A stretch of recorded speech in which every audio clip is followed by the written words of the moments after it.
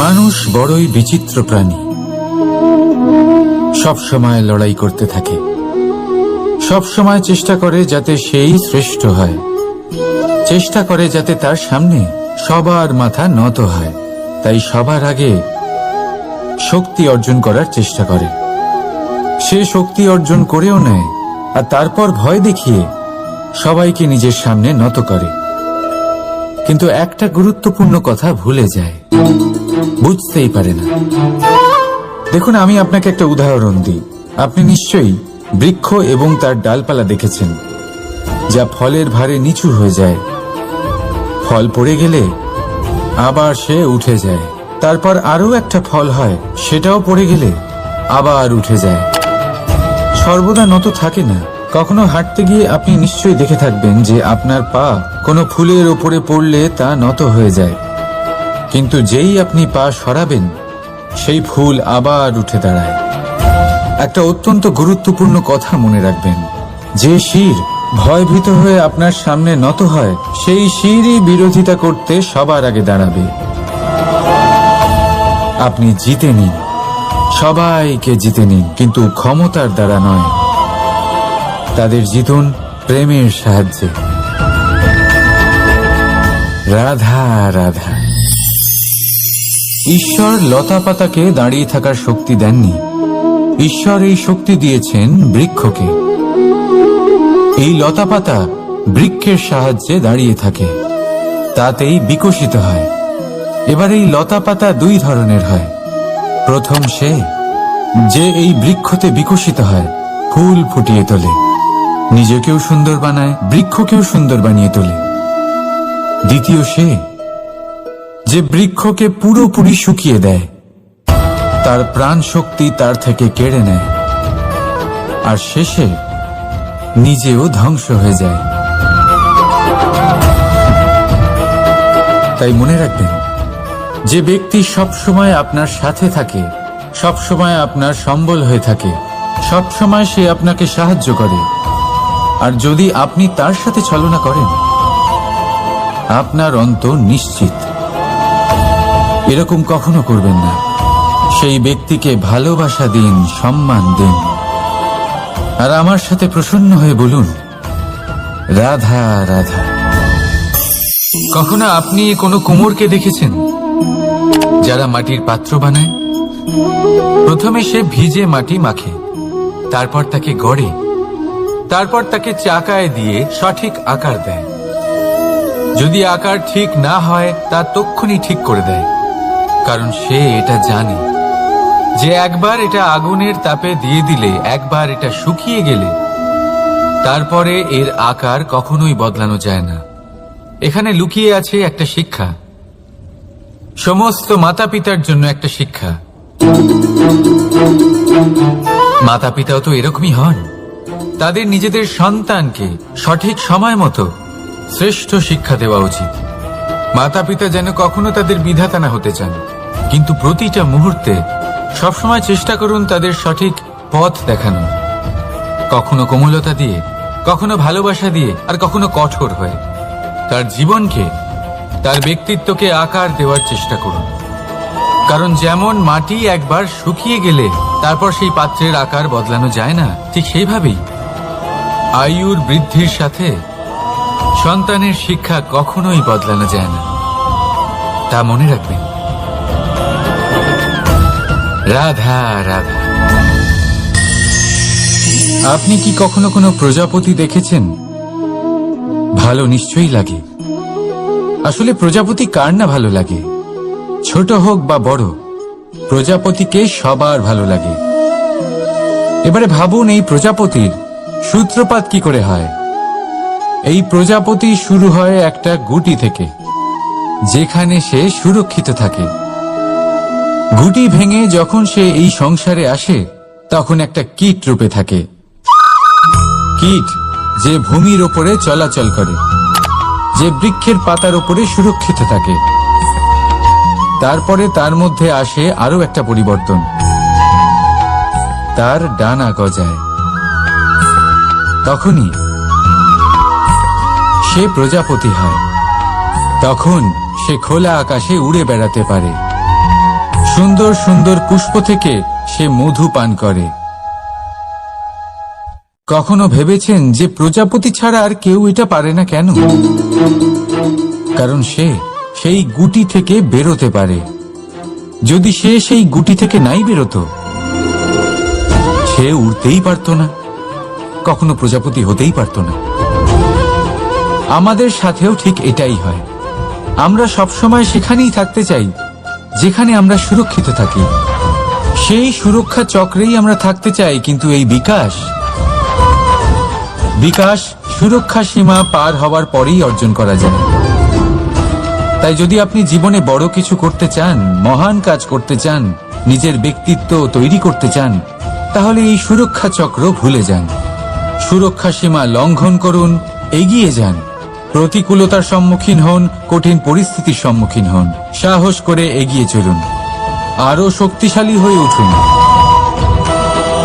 তবেই আপনি জীবনে কিছু করতে পারবেন, তবেই আপনার ডানা গজাবে, আর তবেই আপনি এই সুন্দর আকাশে উড়ে বেড়াতে পারবেন। রাধা রাধা। আমাদের কোনো স্থানে পৌঁছতে গেলে একটা মাধ্যমের প্রয়োজন হয়। কিছু মানুষ এই মাধ্যমকে রাস্তা বলে, কেউ পথ বলে, আবার কেউ বলে সরণি। মানুষ নিজের লক্ষ্যে পৌঁছানোর জন্য এই পথেরই খোঁজে থাকে, কিন্তু মানুষ একটা কথা বুঝতে পারে না, যে এই পথে এগোতে গেলে এই পথকে পিছনে ঠেলাও অত্যন্ত প্রয়োজন। যদি এটা করার ক্ষমতা আপনার না থাকে, তাহলে আপনার পথ আপনাকে লক্ষ্যে পৌঁছতে দেবে না। দ্বিতীয় কথা,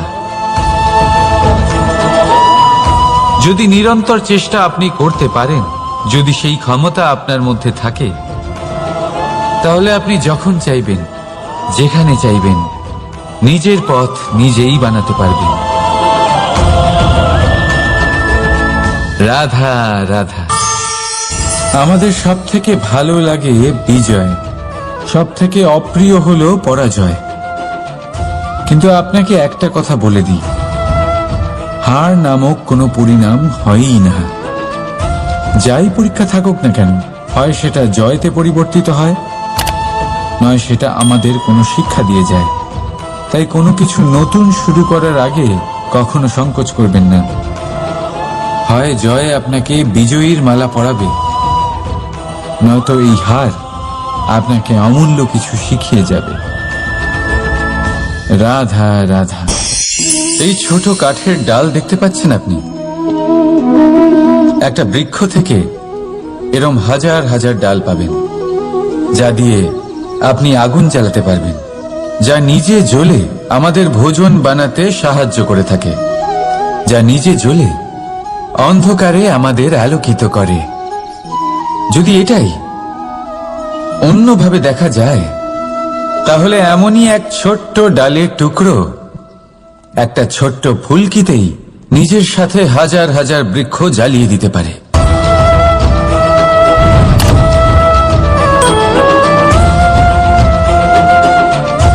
পার্থক্য কোথায়? পার্থক্য হলো শুধু দৃষ্টিভঙ্গিতে, মানসিকতায়। যদি এই মন শীতল রাখেন, শান্ত রাখেন, তাহলে অসংখ্য মানুষের জীবন আলোকিত করবেন। যদি ক্রোধ আর অহংকারের আগুনে জ্বলতে থাকেন, তাহলে শুধুমাত্র বিনাশ করবেন। সিদ্ধান্ত আপনার। রাধা রাধা। আজ বিজয়া দশমী, সেই দিন যবে শ্রীরাম রাবণকে বধ করেছিলেন। এ হলো সেই দিন যেদিন শ্রীরাম লঙ্কা জয় করেছিলেন। লোকে বলে এটা খারাপের বিরুদ্ধে ভালোর জয়ের প্রতীক। এটাকে দেখার আরো একটা দিক আছে। আগে হ্যাঁ, এটা ভালোবাসার জয়ের প্রতীক, এটা পরিবারের জয়ের প্রতীক। আপনি তো নিশ্চয়ই জানেন যে রাবণ মহাজ্ঞানী ছিল, মহা শক্তিশালী ছিল, মহাদেবের পরম ভক্ত ছিল রাবণ। এবার যে ব্যক্তি কৈলাস পর্বত তুলতে পারত, সেই ব্যক্তি নিজে এক কাটা বৃক্ষের মতো শ্রী রামের চরণে পড়েছিল। কেন? কারণ রামের সাথে লক্ষণ ছিল, কিন্তু ওদিকে রাবণের সাথে বিভীষণ ছিল না। একদিকে এক পরিবারের মধ্যে ভালোবাসা ছিল, কিন্তু অপরদিকে আর এক পরিবারের মধ্যে দূরত্ব বাড়ছিল। তাই মনে রাখবেন, যদি সংসারের ওপরে বিজয় লাভ করতে হয় তাহলে সর্বপ্রথম পরিবারের মধ্যে ভালোবাসা বজায় রাখতে হবে। পরিবারের মধ্যে ভালোবাসা বাড়ান, দূরত্ব নয়। আপনি সব সময় সুখী থাকবেন আর জীবনের সমস্ত বাধা আপনি অতিক্রম করবেন। রাধা রাধা। আপনি কি কখনো শুনেছেন হরিণ সিংহের থেকে পালানোর বদলে তার সাথে লড়াই করেছে? হরিণ সিংহকে আক্রমণ করেছে, কখনো শুনেছেন? কখনো না। কিন্তু এরকম হতেই পারে, এরকম হয়েই থাকে। আর এটা তখনই হয় যখন হরিণের শাবক বিপদে পড়ে। যখন তার সিংহের কবলে পড়ার ভয় থাকে, তখন হরিণীও এসে সিংহের সাথে লড়াই করতে থাকে। কারণ সে একজন মা, আর মা তার সন্তানের জন্য সবকিছু করতে পারে। এ হলো মায়ের স্নেহ, যেটা যত নরম হতে পারে ঠিক ততটাই কঠোরও হতে পারে। আর তার সন্তানের মঙ্গলের জন্য সে ক্রোধের সমস্ত সীমা পার করে তার সন্তানকে রক্ষা করেই ছাড়বে। আর সেই জন্যই তো মাকে সন্তানের জীবনে সবথেকে বড় ঢাল বলা হয়। এই মাকে আমার শত কোটি প্রণাম। রাধা রাধা। কামবোধ, এটাই আপনার অন্তরের প্রথম শত্রু। বেশিরভাগ মানুষই কামবোধ বলতে লালসা বোঝেন, কিন্তু এটা সম্পূর্ণ সত্য নয়। কামের আসল অর্থ হল কামনা। এটা খুবই সহজ ব্যাপার। মনুষ্য শরীর থাকলে, মানুষের মন থাকলে এই কামনা অবশ্যই থাকবে। এবার এটাই দেখতে হবে যে এই কামনা নেতিবাচক কামনা নাকি ইতিবাচক কামনা। অন্য কারোর জিনিসে নজর দেওয়া, অন্য কোনো মানুষের উপর নজর দেওয়া, কোনো অনুচিত বস্তুর দিকে নজর দেওয়া, এই নেতিবাচক কামনা। আর এই দুষ্কামনা মানুষকে দিয়ে অপকর্ম করাবেই করাবে। তাই মনে রাখবেন, যে ব্যক্তি নিজের কামনাকে নিয়ন্ত্রণে রাখতে পারেন তিনি সঠিক পথেও থাকেন, সঠিক লক্ষ্যে পৌঁছতেও পারেন। যিনি কামনা নিয়ন্ত্রণে রাখতে পারেন না তিনি তার পথও হারিয়ে ফেলেন এবং লক্ষ্যচ্যুতও হন। তাই মনে রাখবেন, নিজের কামনাগুলিকে নিয়ন্ত্রণে রাখুন। কাম নামক এই শত্রুর ওপর বিজয় লাভ করুন। আর আমার সাথে ভালোবেসে বলুন, রাধা রাধা। হাস্য, হাসি জীবনে অত্যন্ত মূল্যবান হয়। কথায় আছে যে হাসি এবং হাস্য আমাদের জীবনে ওষুধের মতো কাজ করে, আমাদের সুস্থ রাখে, আমাদের জীবনের অনুভূতিগুলিকে আরো সুন্দর করে তোলে। কিন্তু প্রত্যেক ওষুধের মতোই এর সাথেও এটাই হয়। প্রত্যেক ওষুধ সঠিক সময়ে, সঠিক মাত্রায়, সঠিকভাবে গ্রহণ করতে হয়। যদি এরকম না হয় তাহলে এই ঔষধও শরীরের ক্ষতি করে দিতে পারে। এবার আপনি ভাবতে পারেন, হাসি থেকে কিভাবে ক্ষতি হতে পারে? আপনি যদি অন্য কারোর উপরে হাসেন তাহলে হয়তো তার মনে কষ্ট হতে পারে, তার অন্তরের মিত্র হয়তো শেষ হয়ে যেতে পারে, আর অন্তরের শত্রু জেগে উঠতে পারে। কিন্তু এটাই যদি আমরা সকলকে সাথে এনে সকলের সাথে হাসি, তাহলে হয়তো আমাদের অন্তরের এই হৃদয়ের ভেতরে লুকিয়ে থাকা যে শত্রু তা শেষ হয়ে যেতে পারে, আর অন্তরের বন্ধুসত্তা প্রকাশিত হতে পারে। ঠিক কি না? এবার আপনাকে উদাহরণ দিই। যখন দ্রৌপদী দুর্যোধনকে নিয়ে হেসেছিল তখন তা মহাভারতের সৃষ্টির কারণ হয়েছিল। কিন্তু সেইখানেই যখন পার্থ আর মাধব একসাথে বসে মৃদুমন্দ হাসতেন তখন ধর্ম স্থাপন করা হয়েছিল। তা আপনি কি চান? কাউকে নিয়ে হেসে তাকে আঘাত করতে চান, নাকি সকলকে একসাথে এনে তাদের হাসিয়ে তুলে ধনাত্মক প্রভাব ফেলতে চান? সিদ্ধান্ত আপনার। আসুন আর আমার সাথে ভালোবেসে বলুন, রাধা রাধা। মাঝে মাঝে কিছু মুহূর্তের জন্য চোখ বন্ধ করে ধ্যানের বেদিতে বসে ধ্যান করতে চেষ্টা করুন আর বোঝার চেষ্টা করুন যে আমরা সর্বপ্রথম কি দেখতে পাচ্ছি, কি অনুভব করছি। আপনি দেখতে পাবেন সবার আগে আপনার চোখের সামনে আপনার দুষ্কর্মগুলিকে, আপনার লুকিয়ে থাকা ক্রোধ, অন্তরের যন্ত্রণা, ভয়, নিরাশা, এই সব কিছুই সবার আগে দেখতে পাবেন আপনি। আর এই সব কিছুই আমাদের দুঃখের কারণ হয়ে ওঠে। এই সব কিছু সারমর্ম কি? সারমর্ম শুধু একটাই, সেটা হলো এই যে আমাদের এই মন তা কিন্তু দুষ্কর্ম পছন্দই করে না। আমাদের এই মন একটা সুখময় জীবন যাপন করতে চায়, সৎকর্ম করতে চায়। তাই এটাই করুন, শুভ চিন্তা করুন, শুভ কর্ম করুন, ইতিবাচক মনোভাব নিয়ে জীবনে অগ্রসর হন। তারপর চোখ বন্ধ করে অন্তরে দেখতে থাকুন। দুঃখের আভাসই পাবেন না। এই মন প্রসন্নতা এবং প্রেমের দ্বারা পূর্ণ হবে এবং বারবার বলে উঠবে, রাধা রাধা। ছোটবেলা থেকেই আমি গরু চড়িয়ে অভ্যস্ত, সেই জন্য সকলে আমাকে গোপাল নামে ডাকত। কিন্তু গোপাল হয়ে আমি একটা অমূল্য শিক্ষা লাভ করেছি। আমি দেখেছি যে গৌশালাতে অনেক বাছুরের মধ্যে একটি গাই তার নিজের বাছুরকে অবশ্যই চিনে ফেলে। যেখানে সমস্ত বাছুর একই রকম দেখতে এবং প্রত্যেকের স্বরও সমান, তারপরেও সকল বাছুরের মধ্যে নিজের বাছুরকে ঠিক চিনতে পেরে যায় এবং তার সাথেই থাকে। ঠিক এইরকমই কিছুটা হয় আমাদের কর্ম এবং তার কর্মফল। আপনি সবার মাঝে থেকেও কোনো কর্ম যদি করেন, সেই কর্মফল সবার মধ্যে আপনাকে চিনে ফেলবে এবং আপনার সাথেই থাকবে। তাই যখনই কর্ম করবেন ভেবে চিন্তে করবেন। কোনো কর্ম করার আগে একবার ভেবে দেখুন, তাহলে জীবনে বারংবার অনুতপ্ত হতে হবে না। কারণ বিষয়টা কিছুটা এরকম যে এই সংসারে আপনি কাল, কর্মফল এবং সময়, এই তিনের হাত থেকে কখনো লুকোতে পারবেন না, কখনো পালাতেও পারবেন না।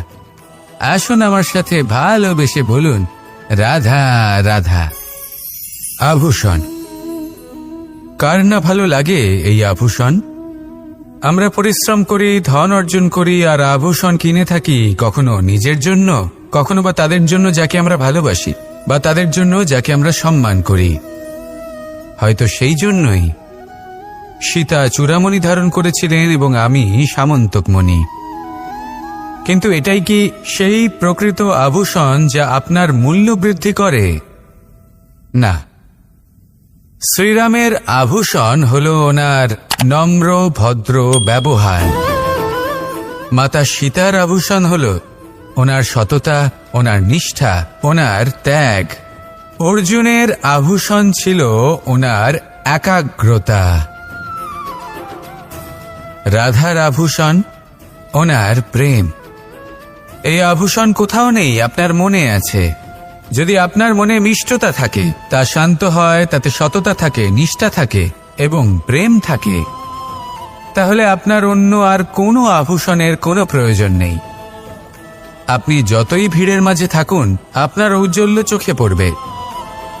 আসুন আর আমার সাথে ভালোবেসে বলুন, রাধা রাধা। সুখ এবং দুঃখ, এই দুই হলো আমাদের জীবনের অবশ্যম্ভাবী এবং গুরুত্বপূর্ণ অঙ্গ। আমাদের সকলের জীবনে কখনো সুখও আসে, আবার কখনো দুঃখও আসে। আমরা সবসময় ভাবি আমরা কিভাবে সুখ লাভ করব, কিভাবে আমরা দুঃখ থেকে দূরে থাকতে পারি।